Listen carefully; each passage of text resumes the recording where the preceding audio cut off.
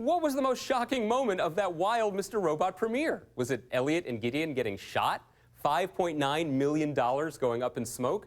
Or the fact that Seinfeld is still reaching new fans? We're answering these burning questions, bringing you exclusive cast interviews, and showing you the secrets behind the real-life hacks of Mr. Robot. I'm Andy Greenwald. Welcome to Hacking Robot.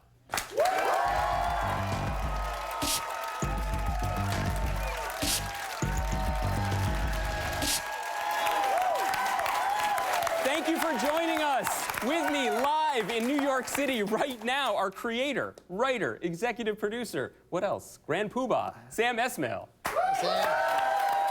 The man whose mind we are all trapped in, Elliot, a.k.a. Rami Malek.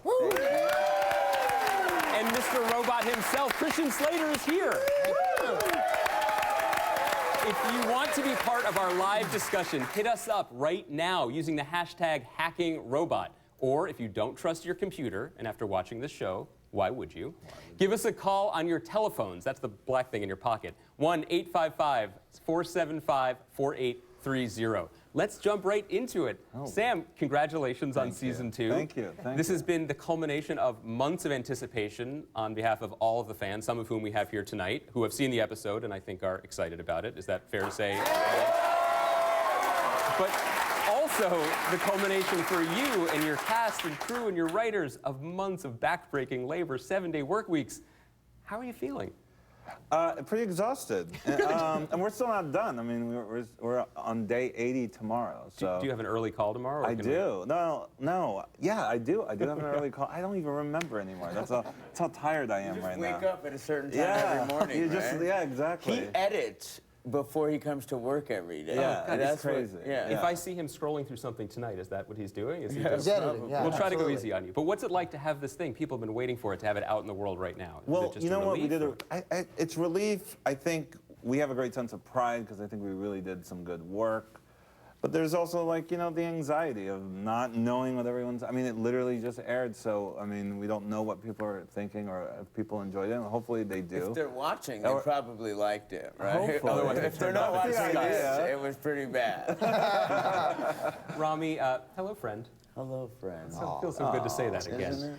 I remember you telling me last fall that going into season 2, Sam had warned you things were going to get very, very dark for Elliot. Yeah. I'm wondering, did you believe him at his word, or did it take flipping open the first script and seeing your character shot point blank in the head to really drive it home? I remember at the Critics' Choice Awards, we won a few awards, and we went out for dinner and had a few drinks, and I think he got me pretty loose before he told me a few things that were going to happen in the season, so that's when I knew it was going to get bad. You guys all read the scripts together, right, for the first time? And yeah. So was there a collective gasp when that gunshot happened? Was there... Well, the great thing about working with Sam is well, when you went between season 1 and season 2, about a month after we finished season 1, you kind of like broke the story for season 2, and then we, after spending all those months with the writers, you call each and every one of us and sort of give us our character outline, you know, over the phone for about an hour and a half. So I had many reactions, right? I mean, yeah. Well, Christian is the loudest at reaction. Yeah. Especially at table. What? Do you want to give us that? There it is. He's the best at a table. Yeah, I mean, because like the Darlene, spoiler alert for season 1. They're good. The Darlene twist, which he knew about. I knew about it. He knew about it. Still was caught. And then we read it at the table read like months later, and he just went nuts at the table. Oh my God! What? You got to sell it in the room. Christian, he's really good at it. He's really good. Yeah. It's like, wow, he's really surprised. Sometimes I think he's just getting paid extra to pump us up. That's probably good. Yeah. I could use that tonight. Christian, Go, Eddie, go! This is great. Thank you. This is fun. Yeah. The mystery of the first season was, again, spoiler alert, but I think you guys are good, was who is Mr. Robot? Now I feel like we can say publicly on a live television show that Mr. Robot is both Elliot's father and a figment of his hyperactive imagination. Still, as everyone saw tonight, the relationship between your two characters has escalated dramatically. It is much more antagonistic. I mentioned the gunshot. What's it been like playing that shift in the relationship? Has that been fun for you? It's been fun watching. Yeah, I'm enjoying it. I mean, it really is a power struggle, you know, between these two guys. So yeah, it's very frustrating, and it's infuriating when he's making choices that I don't like, and you know, I want him to do things my way and see things my way. So I don't know. There's just Such a father-son relationship. it is. Yeah, classic. it really, really is. Yeah. Guys, the first season obviously had an amazing reception, a Golden Globe for the show, a Golden Globe for Mr. Slater. Congratulations. Thank you. Peabody Award, a Critics' Choice Award, and hopefully... Christian Slater. Phil Micon. Hopefully, maybe tomorrow morning, Emmy nominations, we don't know. You'll be up editing, that's when you'll find out. That's right. The show has also obviously been embraced by the He'll most... be editing and just be like, oh yeah, Whatever. we got nominated, great. Yeah, It's yeah. just, Back to work. or if we do. But obviously the show has also been embraced, fiercely, physically embraced, I imagine, by some of the most passionate and enthusiastic fans in the world. Have you guys, Rami and Christian, during the hiatus, during production on the season, have you been physically or fiercely embraced by fans? Have people approached you? Anybody embraced you severely? I've witnessed it. You've Have seen it you? happen? Yeah, at South by at the airport. Oh, there was yeah, that. yeah. That's true. Yeah. could barely I forgot get- about that. Right. Yeah, there We was. got assaulted. Yeah, there was that. We were met at the airport. It was exciting. But what we love is well, I love too the Comic-Con thing, like the Yeah. people dressing up as Elliot or Mr. Robot or Darlene. I find that quite charming. That's And, what, yeah. That was a Halloween costume of choice last year. I bet, especially Yeah. in New York. Sam, I will say this though about people have been at first they start calling it they started calling it iRobot. And, Oh, yeah. and Yeah, I remember and that. I then love finally- iRobot. Yeah, that's I was it. like, okay. I do too. Great book. Great movie. Will Smith is amazing. And then people started figuring it out. But for the first time the other day, I got some guy. I was walking down, a small street in New York, and there was a phone store, and some guy came racing out, and he put both hands and fists up, and he goes, "F society!" Yeah, wow. And I was like, Yeah. okay. he probably didn't know it was you. It was probably just Tuesday, right? It was just like it's New York City. Sam, last season you directed 3 episodes. Yeah. This season you have taken on the highly masochistic task of directing all 12 episodes. Right. This is not normal for television. Usually episodes have different directors throughout a season. Right. What made you want to take this on, and how are you feeling physically after having done it? Look, I mean, look, I think. He looks better now than he did when we started. It's crazy. Yeah, I It's true, right? I mean, it's amazing. This is what I've wanted to do my whole life, right? But I've always wanted to make movies, and then I made an indie movie, and that was sort of my mindset. You write, you direct the thing, you cut the thing. You're that person. But in TV, as you know, it's very different. There's a director every week. But I think my mind just didn't work that way. And even though we had great directors in the first season, there is something about the way that my visual style is just very specific that I just felt like taking the reins would be a more sort of cohesive visual style to the show. And It was the only way to do it because, I mean, we were shooting, on one day we'd shoot a scene from episode 203, 207, 209, and if he wasn't there to sort of help keep us all on track, it would have been impossible. That's how I feel about tonight. He's here to keep me on track. Yeah. Coming up, we'll be taking your questions live. We'll talk about the new characters we met tonight, and later we'll be joined by Darlene herself, Carly Chaikin, and Portia Doubleday, who plays Angela. We'll be right back with more Hacking Robot after this.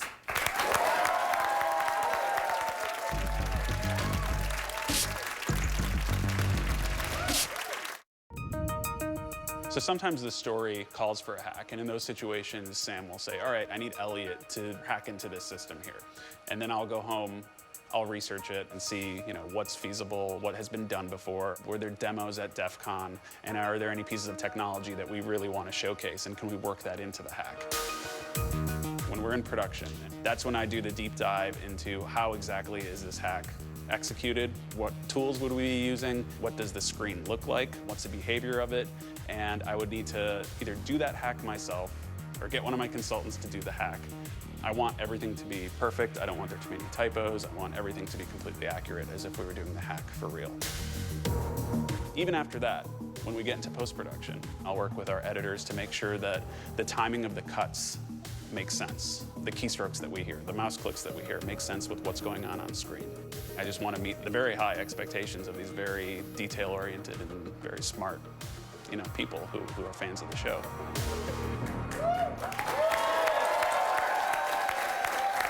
Welcome back to Hacking Robot. I'm Andy Greenwald. We are live in New York City with Sam Esmail, Rami Malek, and Christian Slater. Yes. Mr. Robot has always been a show that quite literally talks to its audience. Tonight, we're giving you the chance to talk back. Get us your questions using the hashtag HackingRobot, or give us a call on the telephone, old-fashioned, 1-855-475-4830. Here are some questions we've already received. Let's see, at Rami Gifts, so you know they're good, asks, Rami, what is your favorite Elliot scene you have filmed so far? Wow, good question. I think it probably has to be one that people have seen, or else he's going to lunge across the table. Yeah. It is. My favorite Elliot scene. Oh, that's so tough. There's The one so we many. just did, we loved, but we can't talk Can't about. talk about that. Teasing him. I know, no, it's That brutal. was pretty epic. That was pretty. That was, I was just talking about it. Now they're it just over being dinner. annoying. yeah, I okay. know, that's right, it's rude, yeah. You know what? I have to say, there have been 2 moments where I got to shoot in Times Square with these guys, and you know, we did it on the pilot, and we did it on the fly because the sun was setting and we needed day. So that was a really special moment because we came in there and no one knew who we were. And we took over Times Square and we got all the shots we wanted, and it was quick and fierce and furious, and we got out of there, and it was a very special moment where I raised my hands up and have that moment in the pilot. And then, you know, in the finale, this guy, you know, throws me up against a neon American flag at, you know, for the Marine Corps Recruiting Center there. That was I was thinking to myself, you know, there's, you know, we blocked off this piece of real estate, which we didn't have to do, which is a very expensive piece of real estate, so. He can confirm. Right? And I think people at that point were still kind of curious as to who we were, and it was like, here's this, you know, homeless guy and this guy in a hoodie, and But they can afford to rent this. yeah, how did these guys get this space and we don't? But yeah, it was an epic moment when And Christian was awesome. He in was that awesome. speech Yeah. you gave. I love it. He's railing against society and you know, and consumerism, and you know, talk smack about Gave me an opportunity to fast go off. food. Just really. Absolutely, yes, yes. We got another Twitter question coming up. At Mary Haha, Mary Great Haha, name. apologize to you, Ms. Haha. Who in the show is most like their character? Who is the least? I want Christian to answer that, please. Wow. Put him on the spot. Really? I do. Wow. I do? Oh, man. Sam can jump in. He can write you Who's some dialogue. the but I think- most? I mean, Carly always comes to mind. I don't know, Carly, Darlene, I just, not, you know, she's coming out here, so I'll probably get in trouble in about 2 minutes. Not that she's, you know, she's just got, she's got that kind of chutzpah Right. that Darlene has. She's very straight up, right? Straight up, exactly. Yeah. She's very direct. Can I suggest who's least like their character? Of course. I think it's this guy. I think he's proving yeah. it tonight. There you go. But we still have like 4 acts to go, so. Don't talk to me. Mr. Robot doesn't look like anything on TV, and the unexpected approach to casting contributes to that. So let's talk about some of the new characters we met tonight. There's Leon, Elliot's lunch buddy, we could call him, played by Joey Badass, a rapper who had never acted before this season of Mr. Robot.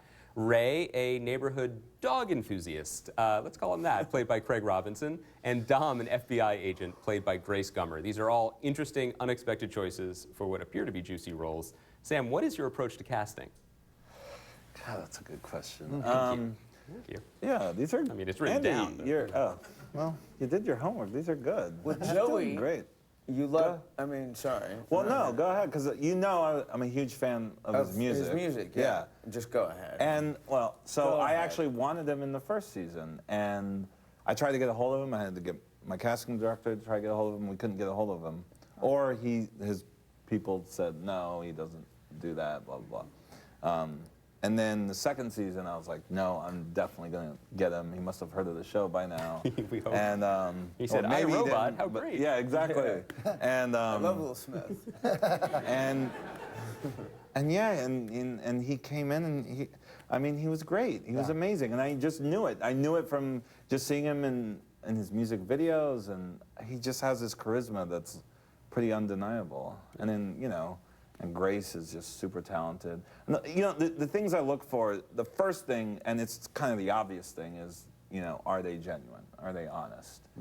Do they make me like, do they understand the psychology of the person I'm trying to write, or trying to create, and are they telling that in an honest way? Okay, so that's, then the second is, do they surprise me? Is it unexpected? I mean, originally Dom was written as someone much older, but I, kind of always like to do open casting calls just for that reason, to get sort of that unexpected response. And Grace came in and she just... Can older people drink that much 5-hour energy drink? I feel like that would be tough on the older. Well, we'll figure that out. Well, that's a little ageist, Andy. I apologize. Christian, in season 1 of Mr. Robot, the world changes with a keystroke stroked by this guy right here. Knowing that the hacks in the show, both big and small, are basically grounded in reality, and we saw more about that in the package we just watched. Has the show made you more paranoid in your actual life? I think it has. It certainly has raised my level of awareness. He's spying on his kids now. Well, yeah. I mean, I've set up cameras, and He's not joking. No, this no. is not a joke. I take Sorry. every security protocol you can possibly take. I mean, you have to. I mean, after doing something like this, and you see what is possible and how easy it actually is, for somebody to steal or get information. I got a phishing email the other day, and just you don't even think about it. You think it's coming from a legitimate place, and you start typing in your information. Then you're like, wait a second, maybe I should just call the legitimate place first. It's just a Nigerian prince. He has a lot of money for you. Exactly. Coming up, we're answering more of your questions. Plus, we're going to talk about Mr. Robot's Easter eggs, all the tiny details hidden in plain sight that fans love to find and obsess about. So tweet us your favorite details from season 1, hidden details that is, using my personal favorite hashtag, #RobotEggs. We'll be right back live with more Hacking Robot.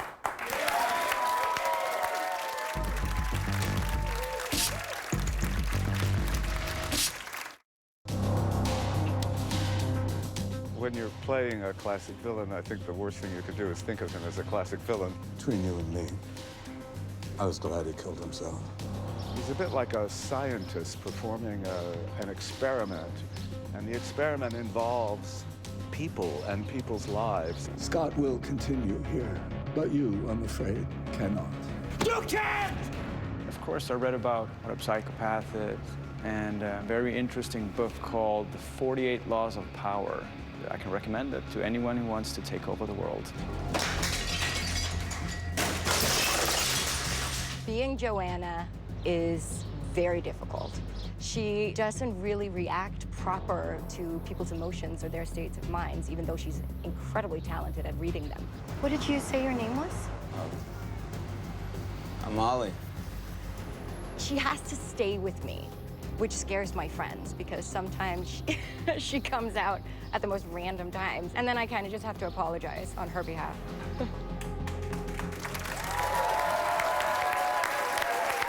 Welcome back to Hacking Robot. I'm Andy Greenwald. I am here live in New York City with Sam Esmail, Rami Malek, and Christian Slater. And we, the collective we want to hear from you. Tweet us with hashtag Hacking Robot or call us live right now at 1-855-475-4830. Guys, if there's one thing that season 1 of Mr. Robot taught us, it's to always reach to the bottom of the popcorn dispenser when dispensing popcorn, because you never know what might be in there. Right. If it taught us 2 things, it's that nothing on the show is accidental. Every detail is considered. Sam, what drives that obsessive attention to detail, and has it been diagnosed medically? Probably, yeah. I mean, and we're probably diagnosing it on the show. But look, I think... asking about you. Yeah, no, I get it. I get it. Look, I think details are really important. I think they enrich storytelling. And for me, I was a huge fan of Lost and Breaking Bad, and a lot of times there's another layer that you can peel off after the first viewing. There's a second viewing and a third viewing where you really get immersed. And even if you don't see it the first time, you feel it. You feel all those little details that add up, and it's a kind of a subconscious thing. And for me, it's just a whole other level of engagement that I think is profoundly interesting. It's the whole thing about storytelling is you want to know what happens next. But with this sort of if you really care about the details, it's not only do you want to know what happens next, but you want to know what happened before, and you want to know what happened in that storyline, and you want to know, it's like a 360 view of the story. So I still go back and read scripts from the first season because I'm like, there are things I definitely missed, and especially knowing him as well as I do now. I'm like, oh, there's that was there for a reason. There are deeper meanings, and you have to go back and look at them. Christian, how about for you? Does having such let's put it this way, an obsessively considered world, does that help you as an actor? Yeah, without question. All those details, all the thought that goes into it. I mean, we saw Cora Donna talking about all of that work that goes into it. It's incredible. I mean, the choreography and the dance that takes place when we have to do a scene and, you know, typing in the things on the computer, and it's nice that it's not a green screen, that the time and care and effort was taken weeks before to actually put what we're supposed to see on that screen is remarkable. I was so excited. I thought you just announced live that there would be a dance scene this season between the two of you, and we won't give it away if there is. Sam, you leaked the season 2 premiere, the first hour of it, a few days ago on Snapchat and YouTube and Twitter, and fans immediately started sinking their teeth into these smallest details. For example, there was a QR code in Elliot's journal that appeared on screen for literally a few seconds, and several dedicated Redditors went pixel by pixel to reconstruct it and make it scannable. Yeah. I think I speak for all non-dedicated Redditors when I say that's crazy. Was there more in that episode that people have even found yet? Yes. Anything you'd like to share with us tonight? No, absolutely not. I mean, what's the fun in that? I think it's cool, and I've gone on the Reddit. I think it's cool that they sort of crowdsource this and like try and figure it out. It's awesome. Although I have heard tell that people have already realized or discovered that the person in the bodega behind Dom, who we may have even shown on the screen already, might be someone of note. Am I correct in saying that? Yeah, I mean, I was lucky enough to have Greg Hausch, who is kind of a famous hacker. He's considered one of the founders of Anonymous, and he was lucky enough. I was lucky enough to get a cameo out of him. Yeah, so but he was in the bodega. Now he was the customer that was yelling at Dom. Yeah, but now he can't be a member of Anonymous anymore. No, you literally just blew his cover. Exactly. Yeah, He has a SAG card and everything. You're getting hacked. Right now. Hey, love you guys. Rami, are you generally aware of the hidden layers, especially now that you know Sam a little bit better as you're reading scripts and as you're moving forward in the season? I think I'm too aware because there are times when I go up to Sam, you know, we'd be shooting a random scene and I'll be like, hey, what about this later on in the season? And he's like, dude, you're paranoid. I mean, I'll ask him. He's one to talk. Yeah. He's made me paranoid. Ever since reading the first script, he's just destroyed me. He's infected me with his paranoia. Okay, fans, we asked you to send in your favorite hidden details from season 1 using the hashtag #RobotEggs. We got a lot of really great responses. Here are some of our favorites right now. Okay, so @Chris Prado points out when Sam Esmail appeared on the subway in the first episode. That was a good one. I hope they got you a car service for season 2. No. Really, no. Okay, another favorite was, this is from @BigBurhan88. At the end of episode 109, when Where Is My Mind is played on the piano, shout out Fight Club. That was a beautiful piece of music. That was a nice scene. Yeah. All right, one more up here. Finally, Mr. Robot Wiki sends in our favorite robot egg, Easter egg, double egg, is Edward's birth date is the same date as the 5'9" hack. And obviously, Edward is Christian's character, Mr. Edward Robot. Christian, did you know that? Did you know that was your character's birthday? I'm wondering if you'd... Of course I picked that up. Yeah. I knew that. Okay, so very well guys, done. which of Well these done that you Easter thought eggs that. was your favorite? You can let us know right now live by tweeting with some of these hashtags, either hashtag stranger on a train for this guy, hashtag where is my mind for the Pixies song, or hashtag hacking birthday for the fact that Christian knew very well. We're tallying these results live, so get on Twitter right now and get your vote in, okay? What do you guys think? Do you guys have a favorite out of these three? Well, I gotta say, there's another Easter egg that's kind of cool that nobody knows about. Can we reveal it? This is from the I'm going to say no. This is from the first season. What's the scoop? The first Bring season? it. Or no. What are you talking about? Wait. I'm talking about the party scene at you know, the smart guys. You so you're not breaking news? I guess we're not. No, we can. Yeah. So everyone's. It is from the second season. It is from the second season. Let's talk about it. Yeah. Let's talk about it. There's an Easter. Great. You wanna, we're gonna divulge it right now. Do it. Yeah. Go ahead, Give Chris. it up already. In the smart We're house. gonna give it up. In Yeah. the smart In house. that party scene there. In the first episode. Right. First When we all just saw. First episode. Everybody saw it, right? Yeah. Are you ready for this? It's really exciting. Very exciting. Yeah. Let's do it. I'm in that scene. Hurry up! In an F Society Christian is in Maps. that scene. That's Yes. cool. I snuck in there. Did he know that you snuck on, or were you Yes. just feeling frisky Yeah, that he was day on aware. I set? ask everything. All right, so we have the poll finished. Let's take a look. The winner was Hacking Birthday with 55%. That's people's favorite Easter egg. Christian, that's all about you. They love you. What is it? Oh, great, It was good. your I would've birthday voted was Hacking Birthday. 5/9. That is pretty great. Yeah. Do you well know done. the birthdays and like blood types and zodiac signs of all your characters? Do you just keep that in your back pocket? In my back pocket. I don't know if I remember. Yeah, no, it's Detail. it's in my Attention to phone. detail, that's what the devil Yeah. is. All right, everybody, when we come back, Carly Chaikin will join us live, and we'll take a closer look at the Smart House hack from tonight's episode. There's more Hacking Robot after this.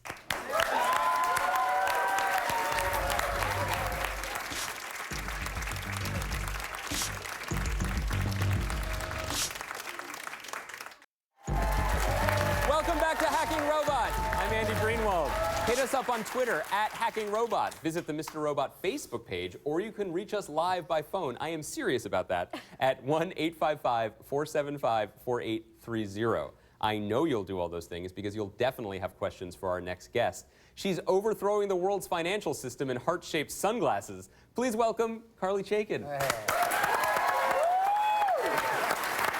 Carly, thank you so much for joining us. Thank you for breaking up the dude party we had going on out My here. It's pleasure. nice to have a Ms. Robot's perspective.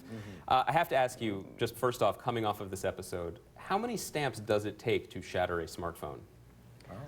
My leg was bruised. Yeah. Sam kept going, Carly, harder, like hit it harder. And I was like, I am literally stomping so hard. And then I told him, I was like, stomp your foot right now.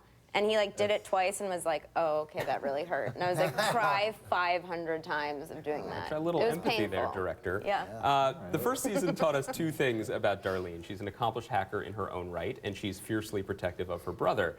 Yet on this season so far, Elliot has taken himself off the grid. So in your mind, who is Darlene without her family around her? It's a very good question. That is you. a good question. I'm telling you, I got the good stuff. What kind of question? I mean, I think that that's exactly what she's trying to figure out. I don't think she really knew who she was with them either, but had, you know, more sense of home or stability or family. And I think that was one of the, why it was such a big deal finding out that he didn't know who I was. You know, because Elliot was all that Darlene had, and so then to, interchangeable. So then to realize that she was alone the entire time. But I think now that Elliot kind of is off the grid and she's really trying to kind of have to create this new sense of family with this new F Society And group. she's putting a brave face on when she's delivering these George W. Bush speeches, but on the Yes. inside, things are a little rough. I mean, we see her in the bathroom trying to hold it together. What do you think her biggest fears are in the aftermath of 5/9? I think her biggest fear is that it was a mistake, and you know, I think whenever people have these grand ideas or wanting to start a revolution or wanting to do anything like that, you always think that it's going to be something different than it is, you know. And I feel like season 1, it was all in this idealistic world of what if and all these ideas of what could happen if we did this. And season 2, we did it, and now we're living in the reality of what we did. And as you can see, the reality that we're in right now isn't looking that great. No, the only person psyched about it is Proud Papa over here. As if global catastrophe wasn't scary enough, we learned once again tonight that you just can't hide from F Society, even inside your own home. In tonight's episode, we watched Darlene and company hack into the smart house of E-Corp lawyer Susan Jacobs. To get into how realistic that sort of hack can be, joining us live from the Verge headquarters, it's editor-in-chief Nilay Patel. Nilay, thank you so much for joining us. Really glad to have you here. Got to ask you, maybe I'm old-fashioned, call me a Luddite, but I like to adjust the temperature in the shower myself. Can you make the case why anyone would want to have a house this wired? Yeah, there's lots of reasons. A connected thermostat might save you a bunch of money and energy. Security camera might let you look at your house and make sure it's safe. The problem is if you use default passwords, you don't check your settings, people can break into it. There's already tons of shady websites where you can log into other people's security cameras. You gotta be careful. Yikes. So the systems that are similar to the ones we saw tonight that are on the market, they might actually be this vulnerable? I mean, what we saw tonight was every smart home owner's nightmare scenario. I mean, she didn't even know if it was broken or if it was hacked. She just called the company to see what was going on. There's not really a huge financial incentive for these companies to keep them safe. The consumers aren't demanding it. There's a moral obligation, and it's important that we keep pressure on that so the companies keep everything safe. Wow, it's kind of scary stuff. Nilay, thank you so much for joining us. Appreciate it. Nilay and the team from The Verge will be hosting a live Mr. Robot digital after show starting next week at usanetwork.com. Coming up, we are joined by Angela herself, Portia Doubleday. We will take your calls at 1-855-475-4830. And our guests, I believe, will tell us what we can expect from the rest of Season 2. We'll be right back live with more Hacking Robot.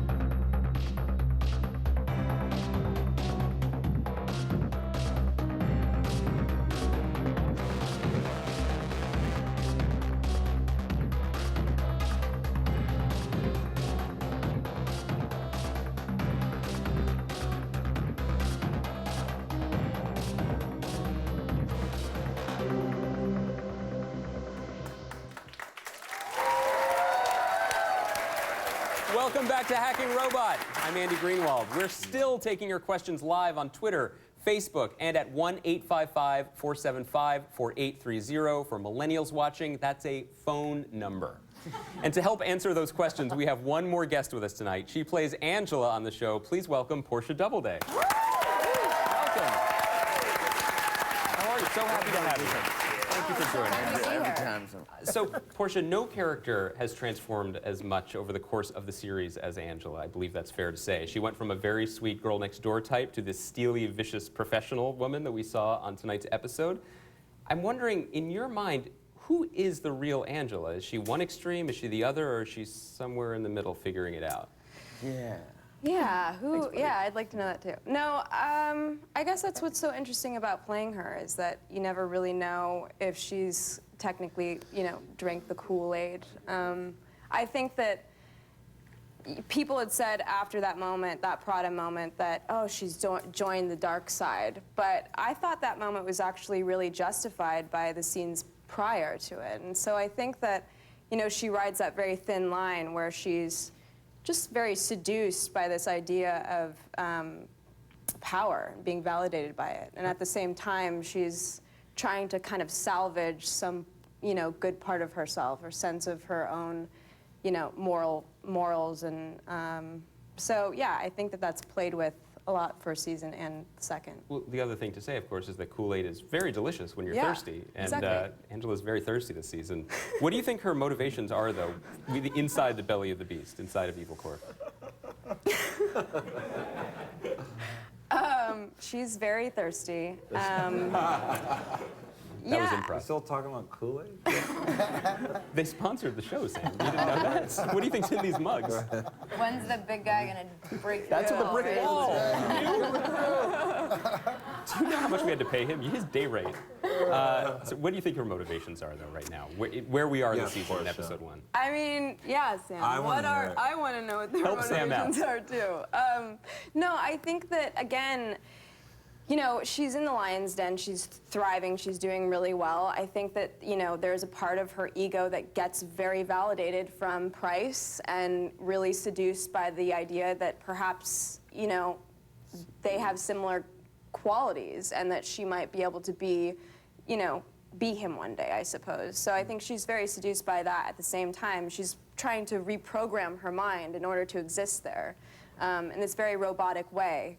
I think she's being told if she can suppress her emotions, she'll be able to be more productive in that environment. So I think she wants to change things from within. She's just trying to figure out how to navigate that world without being compromised. I think that is a very thoughtful answer, so let's treat it with the respect it deserves, which is doing a Twitter poll about it. The big question, the one that I just asked Portia, is what do you think Angela is doing at E-Corp in season 2? So we are going to turn this question over to you. We are going to do another live Twitter poll. Can you believe it? Has she sold out, or is she trying to change the system from within? So here's how you're going to vote. You can send us a tweet right now using one of 2 hashtags, either the hashtag pure of heart or hashtag corporate shill. Hashtag nuance does not exist. So Portia is watching right now to see what you guys think, so let her know, pure of heart or corporate shill. It's a little extreme. I don't know. Rami, how do you think Elliot would vote on this one? Corporate shill. No. Oh, what happened? You guys grew up together. Portia, can you give them, you want to put your thumb on the scale a little bit here? How should they be voting? I don't think I'm allowed to say. Oh, because you know Is too much. it even up there? I mean, Fascinating. Yeah, I The don't. truth? Yeah, I don't know if that's great. Yeah, I don't Carly, know how if would the Darlene truth vote? is up Because there. you know you guys are friends on the show, or at one point you were friends. And Sam, I'd like more scenes between them going forward, if you don't mind. What do you think? Corporate show. This is a mean panel. I'm shocked. All right, I think the poll Carly is doesn't. done. Guess what? You know who else doesn't think so? America, you guys, because Pure of Heart won the poll with 6 to 7%. This is a good country. I knew it. Sam, are the fans on the right track? You're the one that says I'm one of the good guys in the I pilot. think Elliot does. Rami does not. I don't. You know what? I like.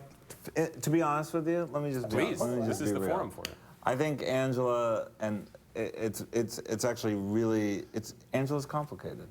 And I don't think the answer is in one of the, I don't think the answer is up there. Wow. She's a lot more layered than that. Okay, well, I guess we'll have to watch to find out. Okay, fans, I wouldn't blame you if you turned off your Wi-Fi after tonight's episode. So for people who prefer to call in, now is the time we are going to open the telephone lines. I'm very excited for this. Caller, if we have a caller, what's your name? What's your question? Where are you calling from? Hi, I'm Suzanne. I'm from Tulsa, and I have a question for Carly. I wanted to know, how excited were you to put on the F Society mask in tonight's episode? To what? Put on the mask. Put on the F Society mask in tonight's episode. Was that exciting for you? What did I do? I don't know. You handed the mask to when he burned the money. Yeah, I got to hand. I actually that was my handwriting. That was her handwriting. I wrote that on a lot of different masks. I did, yeah. I remember that. And yeah, it was a great night. You didn't even write exactly what the No. line was. Do people constantly just wander around set putting on masks like Christian does? Is that a problem? Is that a hazard on set? Well, Christian came actually. I don't know if you talked about this. We did mention that a little Easter bit. egg. That I did. Yeah. But when snuck in I there. got to put the mask on last season, Yeah. that is not as comfortable as you'd think it is. It's not breathable, really. No. You know, I tried one on backstage. And you can't see anything, and then I was wearing like the whole outfit and everything, and was so excited for the scene to do the whole speech, and then got in all of it and was like, couldn't tell if anyone could hear me, and was asking questions, and I was like, hello! Lot and of like, F-bombs. Yeah, I was like trapped in this whole thing. But it was very exciting. Do we have blooper reel of that we could show at some point? Yeah, but I mean, not on air. Not on basic cable, unfortunately. Too many bleeps. I think we got another caller. Caller, if you're out there, what's your name and what's your question? Hello, my name is David, and I am from Syracuse, New York. All right. And my question is for Sam. So far we know that Elliot sort of has this, figment, like this dissociative personality disorder or whatever you would call it. So because of that, can we trust that when Gideon called at the end of the show, that was actually from Gideon and not just from Elliot's imagination or any other actions I think for he that means matter? Tyrell. I think he means Tyrell calling at the end of He the show. means Gideon. Oh!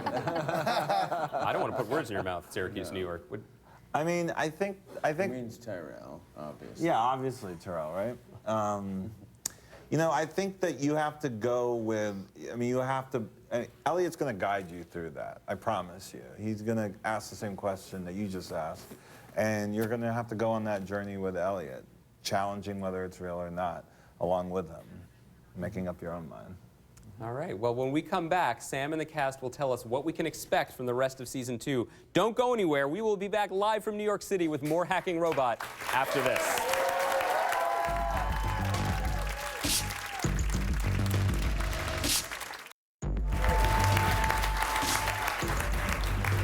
Welcome back to Hacking Robot. I'm Andy Greenwald. Oh, we've had a blast talking about the season premiere here, but now it's time to take a look at next week's episode. You ready? Ooh. Wow. Let's check it out. That night, I want to know what happened. Tell me what happened. We just committed the crime of the century. If they wanted us dead, we'd be dead already. Whatever you're doing, I don't trust it. You will cooperate. I will make you. This is your fault. All of it.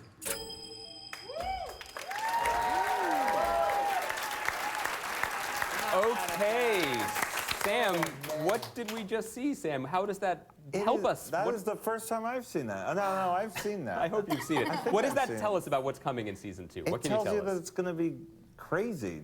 That's all you got? Yeah. Black bags, pills? I mean, more You guys Seinfeld have no talk? idea You have to what's watch. coming. I mean, you have no idea. That might be the most humorous, the second most humorous episode of the season. The one that's coming or the one we it's just... a light episode. It's next a week. light episode. It's one of our lighter ones. I'm sure it's a laugh riot.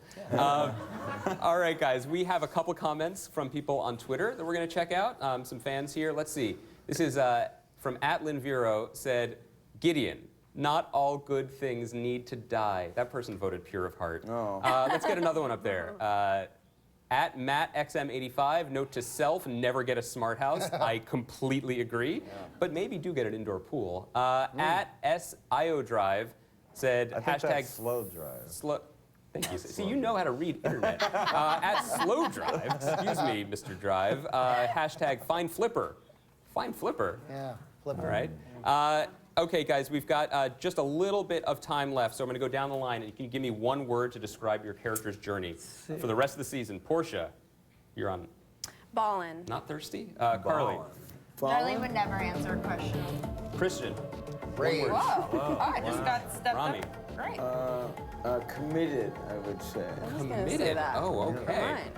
Well, that wraps up our night on Hacking Robot. We will be back September 14th after the Mr. Robot season finale to discuss all of season 2. But you can keep the discussion going all through the season by following @HackingRobot on Twitter. I'd like to thank my guests, Sam, Rami, Christian, Carly, and Portia, for being on the show. I'm Andy Greenwald. Bonsoir.